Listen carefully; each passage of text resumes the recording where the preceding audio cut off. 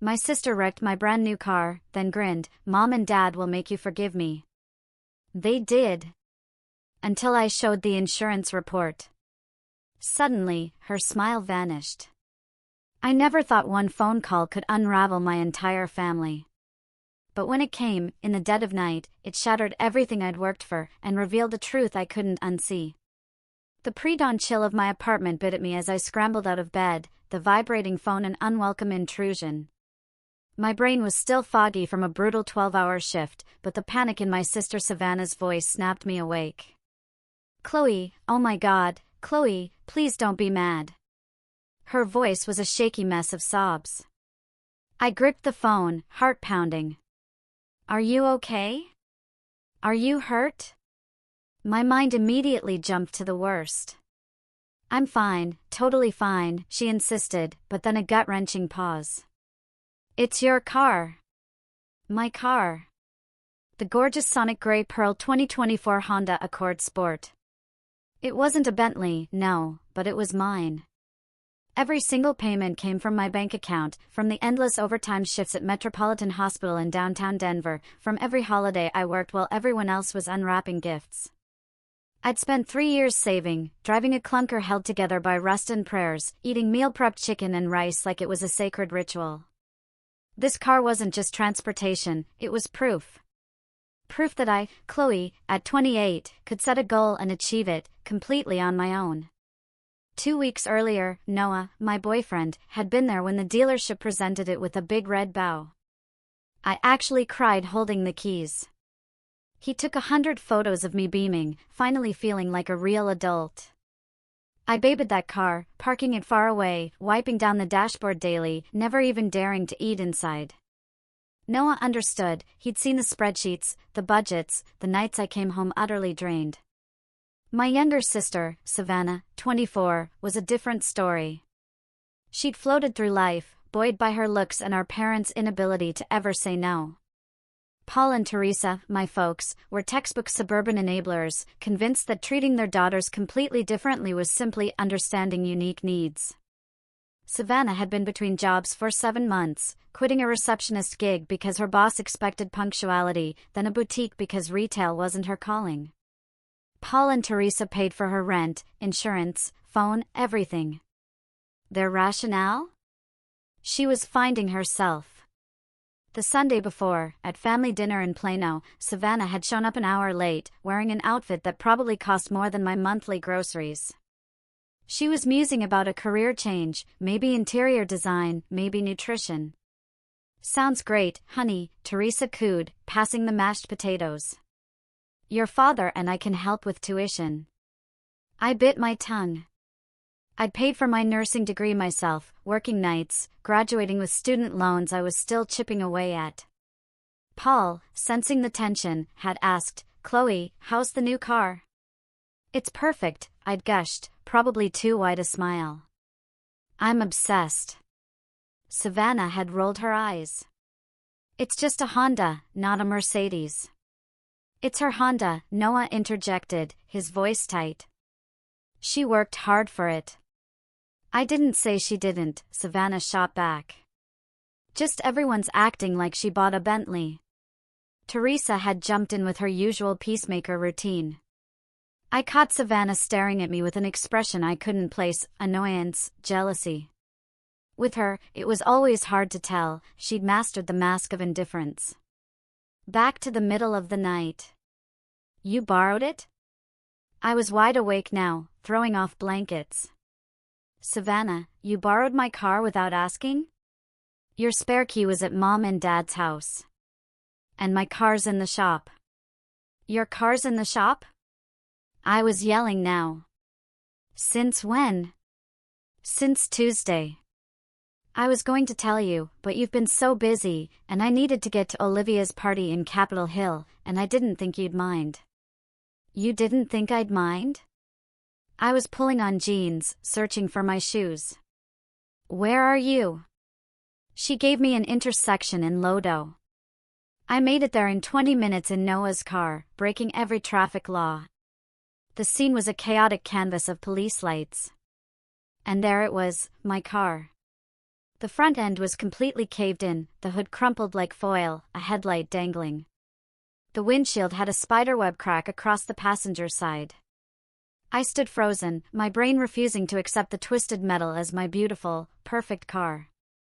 Savannah, wrapped in someone's jacket, was talking to an officer. When she saw me, she ran over. "Chloe, thank God." "It wasn't my fault, I swear, this truck just..." "Ma'am," the officer interrupted, approaching us. "Are you Chloe Patterson?" I nodded, my eyes glued to the wreck. "That's my vehicle." He flipped open his notepad. "Your sister was driving. Witnesses say she ran a red light at approximately 1:15 a.m. and collided with a pickup truck. The other driver is fine, minor whiplash. Your sister refused medical attention." "I'm completely fine," Savannah insisted. "You ran a red light?" I turned to her. "Savannah, were you drinking?" "I had like 2 drinks, maybe 3 hours ago at dinner. I was totally fine to drive." The officer cleared his throat. "We administered a breathalyzer. She blew a 0.07. The legal limit in Colorado is 0.08. My car. She'd been driving it impaired. The truck had the right-of-way," he continued. "We're citing your sister for failure to obey a traffic signal. The truck driver is within his rights to pursue damages." I felt like I was underwater, sounds muffled, vision blurry. He showed me the damage report. My car was totaled. The estimate on the page made my knees weak. Savannah grabbed my arm. "Chloe, I'm so sorry, but insurance will cover it, right?" "That's what insurance is for." I yanked my arm away. "You weren't authorized to drive my car. You took my keys without permission and drove impaired." "I wasn't drunk. I was barely over the limit, under the limit. And it was just one stupid light. One stupid light that destroyed my car." A tow truck arrived. I had to sign papers, take photos, answer questions while Savannah sat on the curb, scrolling through her phone. By 4 a.m., it was over. "I need a ride home," Savannah said, standing up. "Call an Uber," I replied. "I don't have money for an Uber." "Come on, Chloe. Don't be like that." "Be like what?" "Mad that you stole my car and totaled it?" "I didn't steal it. I borrowed it. And it was an accident." "Why are you being so dramatic?" I left her standing there and drove home in silence. When Noah called at 6 a.m., I broke down. Saturday morning, Paul and Teresa showed up unannounced. Teresa brought muffins, as if carbs could fix this. "Chloe, honey, we need to talk about last night," Paul began, settling onto my couch. "Savannah told us everything," Teresa added. "It was an accident, sweetie. She feels terrible." "She should feel terrible." I was still in my pajamas. "She stole my car and drove it impaired." "She didn't steal it," Paul corrected. "She borrowed it without asking."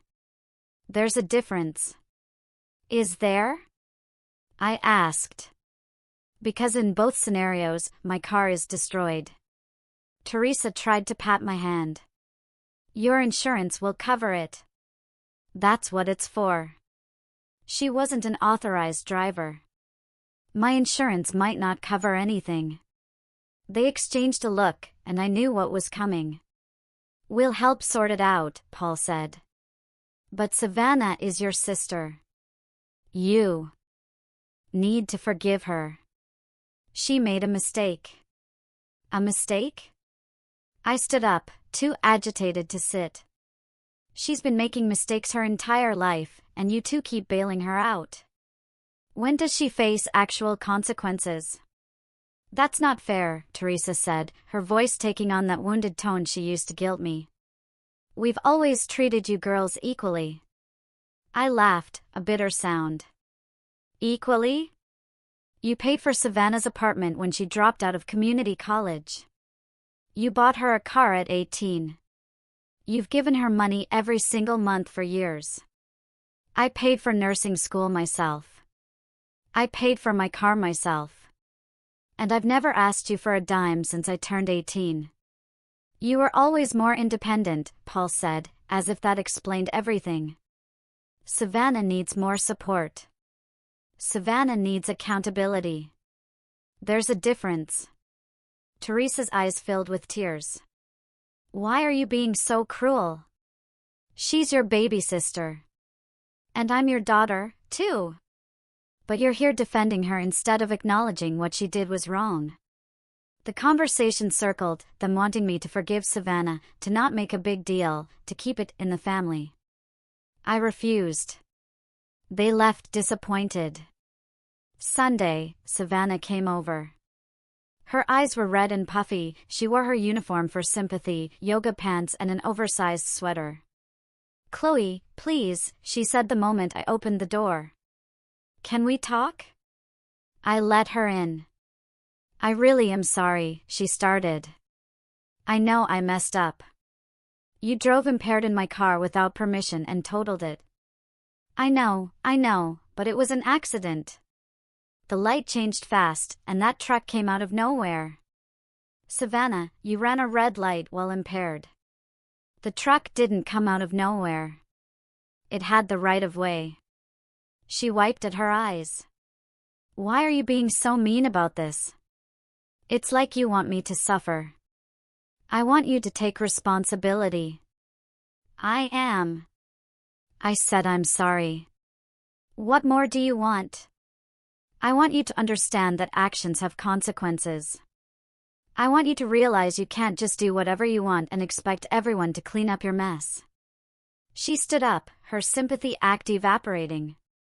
You've always been jealous of me. Ever since we were kids, you've resented that Mom and Dad treat me differently. They treat you differently because you've never grown up. You're 24, Savannah. You should have a job, pay your own bills, be a functioning adult. Not everyone wants to be a boring workaholic like you, she snapped. Some of us actually want to enjoy life. Get out. What? Get out of my apartment now. She grabbed her purse, then turned back. Mom and Dad are going to make you forgive me.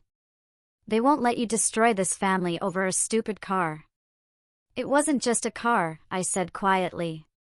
It was 3 years of my life. She rolled her eyes and left, slamming the door. Monday morning, I called my insurance company. Miss Patterson, your sister wasn't listed as an authorized driver. I know, she took the car without permission. Did you report it stolen? I hesitated. No, she's my sister. Then, from our perspective, you allowed her to use the vehicle. This significantly complicates your claim. My stomach sank. What does that mean? There may be coverage issues. The other driver's insurance has already reached out about damages to their vehicle. I spent an hour on the phone, explaining the situation. An investigator was assigned. It could take weeks. That afternoon, my supervisor, Brenda, called me into her office. Her face was serious. Chloe, I got a call from a lawyer this morning. Representing a Mr. David Miller. He was the driver of the truck your sister hit. My mouth went dry. Okay. He's suing for damages and medical costs. His attorney wanted to verify your employment and income. Medical costs? The police report said minor whiplash. Brenda shrugged. I'm just telling you what I was asked. I wanted to give you a heads up that this might get complicated. It already was. I went home and pulled out every piece of paperwork, police report, insurance documents, photos, payment history. Noah got back from his trip and found me surrounded by papers. He just wrapped me in a hug. How bad is it? Bad. Insurance might not cover it because Savannah wasn't authorized. The other driver is suing. My family wants me to just forgive and forget. And I'm out a car I worked 3 years to buy. Noah sat down. What do you want to do? That was the question. What did I want? I wanted my car back, impossible. I wanted my sister to face consequences, for once. I wanted my parents to stop enabling her and actually parent. I wanted someone in my family to acknowledge what happened to me mattered. I want justice, I said finally. I want her to face the consequences of what she did. Then let's make that happen. Tuesday, I called a lawyer. Elena Ramirez came highly recommended. I met her that afternoon, my entire folder of documentation in hand. She reviewed everything. You have options, she said. You could file a police report for unauthorized use. You could sue your sister in civil court. Or you could do all of the above. What do you recommend? That depends on your goal. Do you want financial compensation or do you want accountability? Both. She smiled. Then we proceed on all fronts. But I need to warn you, this will likely destroy your relationship with your sister, possibly your parents, too. I thought about Sunday dinners, Christmas, every time Savannah had gotten away with something while I'd been held to a different standard. I thought about my crumpled Honda. I understand. Elena nodded. Then let's begin. The first step was filing a police report for unauthorized use of my vehicle. The officer from the accident scene seemed unsurprised. Family situations are always messy, he said. But legally, she took your car without permission. That's unauthorized use. Will she be arrested? Probably not immediately. We'll file the report. The prosecutor will review it. Given the circumstances and the accident, there's a good chance they will press charges. Next, Elena filed a civil suit against Savannah for the car's value, my deductible, increased insurance rates, and attorney fees. She also sent a demand letter to Paul and Teresa, as they owned the house where Savannah accessed my spare key. This applies pressure, Elena explained. The third piece was dealing with David Miller's lawsuit. Elena reached out to his attorney, explaining that Savannah was the driver, not me, and they needed to pursue her for damages. They'll argue that as the owner, you're liable, Elena said. But we'll fight it, especially with the police report showing unauthorized use. Everything was in motion. I waited. Noah tried to distract me, but my mind was constantly on the situation. Thursday evening, Teresa called. Chloe Marie Patterson, what have you done? I pulled the phone away. When she paused for breath, I said, I filed charges against Savannah for taking my car. She's your sister. How could you? She stole my car. And totaled it, Mom. Did you really think I'd just let it go? We're family. We handle things privately. You handle things by enabling her. I'm handling things through the legal system. Paul got on the phone. Chloe, this is going too far. Savannah made a mistake, and you're trying to ruin her life. I'm holding her accountable for her choices. That's not the same thing. The prosecutor called her today. She's going to have a criminal record because of you. She's going to have a criminal record because she drove impaired and crashed a car that didn't belong to her. I didn't do that. She did. Teresa grabbed the phone back. If you don't drop these charges, you are no longer welcome in this family. The words hung in the air. I waited. Silence. If that's how you feel, I said quietly, then I guess that's how it is. I hung up. Noah found me on the couch 10 minutes later, ugly, crying into a throw pillow. They chose her, I sobbed. I knew they would, but they actually did it. He held me, just being there. When I calmed down, he made tea, and we sat in quiet solidarity. Over the next few days, the voicemails started. Teresa left 6, each angrier. Paul left 3, trying the disappointed approach. By the 4th day, I'd blocked both their numbers. Friday morning, Elena called. The prosecutor is moving forward with charges against Savannah, unauthorized use of a vehicle, and the impaired driving-related traffic citation. She'll be arraigned next week. What does that mean for her? Likely probation and fines for a first offense, possibly community service. But she'll have a criminal record. I waited for the guilt, but it didn't come. And the civil suit? She has 30 days to respond. Given she has no income, we'll probably end up pursuing your parents' assets. They'll hate me forever. Chloe, they already chose their side. Now you need to choose yours. The arraignment was the following Wednesday. Elena called afterward. She pleaded not guilty, as expected. We have a pre-trial conference in 3 weeks. Her public defender, Daniel Green, will try to negotiate a plea deal. The lawsuit from David Miller? His attorney agreed to pursue Savannah directly and remove you. We also filed a counterclaim for your damages. Everything was progressing, but I felt hollow.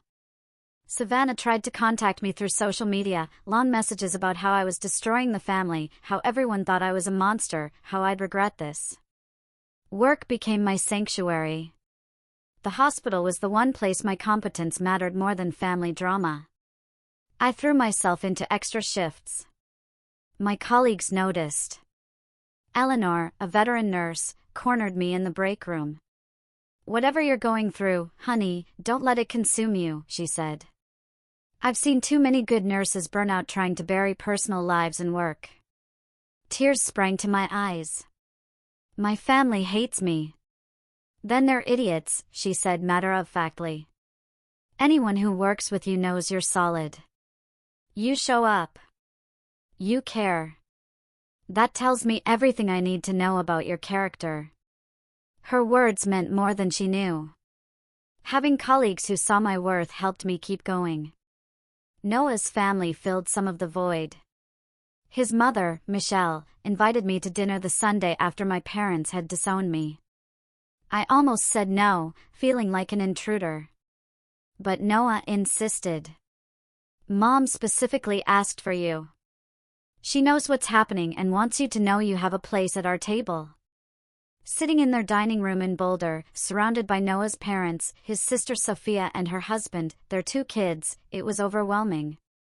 This was what family dinners should feel like. No tension, no walking on eggshells. Michelle passed me the roasted vegetables and squeezed my hand. "Chloe, you're always welcome here." Always. I had to excuse myself to compose myself. Sophia found me. "My brother loves you," she said. "And from what I've seen, you're exactly the kind of person who deserves that love. Whatever your biological family is doing, that's their loss." These moments of kindness made me realize how twisted my normal had been. I'd spent so long accepting crumbs of affection from my parents, always feeling like I had to earn their approval, that I'd forgotten what unconditional support looked like. The insurance company made their determination about 10 days after the incident. Elena called. "It's not great news. They're denying your claim based on the unauthorized driver clause. However, they are covering the liability for David Miller's vehicle since you own the policy." My legs felt weak. "So, I get nothing?" "Not from your insurance, no. But this actually strengthens our civil case. We can argue that Savannah's actions directly resulted in your financial loss. The settlement might be higher than we initially discussed." Higher settlement meant more money from my parents, which should have made me happy. Instead, I just felt tired. "There's something else," Elena continued. "Savannah's attorney reached out. She wants to meet with you, with me present, to discuss the situation. She's claiming there are extenuating circumstances we don't know about." "What kind of circumstances?" She wouldn't say, but implied Savannah has information that might change your perspective. I almost laughed. Let me guess, she's going to try to manipulate me with some sob story. Possibly. But legally, we should hear what she has to say. You don't have to agree to anything, and I'll be there to protect your interests. The meeting was scheduled for the following Thursday at Elena's office. I took a personal day, unable to imagine going to work afterward. Noah offered to come, but I needed to do this alone. Savannah showed up with Daniel Green, who looked less than thrilled with his client. Savannah looked thinner, with dark circles, her usual polished appearance replaced by jeans and a plain sweater. We sat across from each other. Robert cleared his throat. Thank you for agreeing to this, Miss Patterson. My client wanted an opportunity to explain. I'm listening, I said, voice neutral. Savannah twisted her hands. Chloe, I know you hate me right now. I deserve it. But there's something I never told you about why I needed the car that night. You said you were going to a party. That was a lie. She looked down. I was going to meet someone about a job. A real job, not just some retail position Mom and Dad would approve of. It was a bar manager position at a late-night lounge in Capitol Hill. The owner wanted to meet me after the place closed at 3 a.m. I knew if I told Mom and Dad, they'd lecture me about working in a bar. And if I told you, you'd judge me for not having my life together. I stared at her, processing this. So instead of being honest, you stole my car and drove impaired. I wasn't planning to drink. But I was so nervous about the interview, and Olivia called, saying she was at this wine bar nearby. I stopped for just one glass to calm my nerves, but then Olivia kept ordering more, and I lost track of time. By the time I left, I realized I was going to be late. I was driving there, trying to figure out if I should still go, and that's when the accident happened. Elena leaned forward. Miss Savannah, this doesn't really change the facts. You still took the vehicle without permission and drove while impaired. I know, Savannah said quickly. I'm not trying to excuse what I did. I just wanted Chloe to know that I wasn't being malicious. I was trying to change, to be better, and I screwed it up, like I screw up everything. Looking at her, I saw something new. Genuine remorse. Not the performative tears she usually deployed, but actual recognition. I didn't respond. 2 weeks after the arraignment, Elena called. Savannah's attorney contacted me. She wants to settle.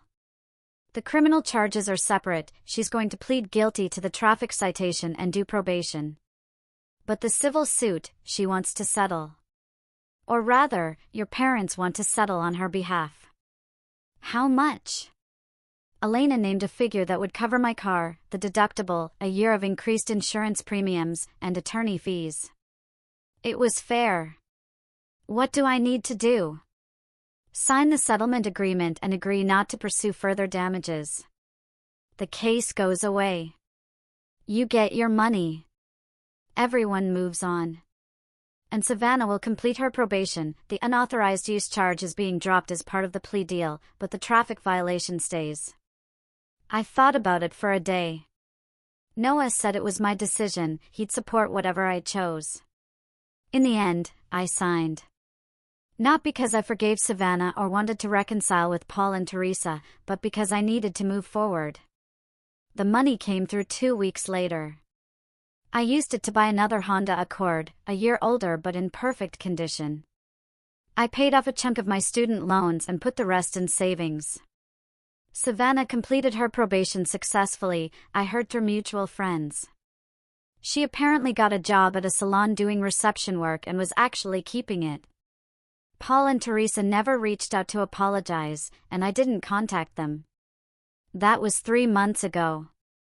Noah and I got engaged last week. He proposed at the same dealership where I bought my new car, which was cheesy and perfect. We're planning a small wedding, just close friends. I sent Paul and Teresa an invitation, not expecting them to come, but wanting them to know I was moving forward without them. They RSVP'd no. The note from Teresa said they couldn't support a wedding that celebrated how I treated family. I cried when I read it, but not for long. Noah reminded me that family isn't just blood. It's the people who show up for you, who support you, who hold you accountable and love you anyway. My coworker Sarah asked if I regretted how I handled everything. I thought about it, really considered it. No, I said finally. For once in my life, I stood up for myself. I set a boundary and enforced it. Savannah faced consequences for her actions. Maybe that makes me a bad sister or a bad daughter, but it makes me a person who respects herself. Looking back, I see how years of watching Savannah get away with everything had built up inside me. The car was just the final straw. But it wasn't really about the car. It was about being valued, being heard, being treated like I mattered, too. The funny thing is, I don't miss my family as much as I thought I would. Sunday dinners were always stressful. Holidays were exercises in biting my tongue, and every interaction felt like a performance. Now I have peace. I have Noah. His family has basically adopted me, and my friends have become my chosen family. Sometimes I wonder if Savannah learned anything. I doubt it, honestly. People like her rarely do. But I learned something. I learned that I don't have to set myself on fire to keep other people warm. I learned that it's okay to demand respect and consequences. I learned that sometimes the only way to win is to stop playing the game entirely. My new car sits in its designated parking spot. Every time I see it, I smile. Not just because it's mine, but because it represents something bigger. It represents the moment I chose myself over keeping the peace. The moment I decided my hard work and sacrifice mattered just as much as anyone else's feelings. Would I do it again? Absolutely. In fact, I'd do it sooner. I wasted years trying to maintain relationships with people who didn't value me. The only regret I have is not standing up for myself decades ago. Savannah recently sent me a friend request on social media. I stared at it for a long time before clicking delete. Maybe someday we'll reconcile. Maybe we won't. But it won't be on her terms anymore. If she wants a relationship with me, she'll have to earn it. She'll have to show me through actions, not words, that she's changed. Until then, I'm building my own life, surrounded by people who actually care about me. I'm planning a wedding, advancing in my career, and saving for a house. I'm doing all the things I put off while trying to maintain family harmony. The best revenge isn't making someone suffer. It's living well despite what they did to you. Every day I wake up in my apartment, drive my car to work, and come home to someone who loves and respects me. I'm getting my revenge. Not against Savannah, really, but against the version of myself who thought she had to accept less than she deserved. So, yeah, Savannah crashed my car. My parents tried to force me to forgive her. And when I pulled out that insurance report, that police report, those legal documents, suddenly nobody was smiling anymore. They thought I'd roll over like I always had. Instead, I stood up. And you know what? It felt amazing. What would you have done?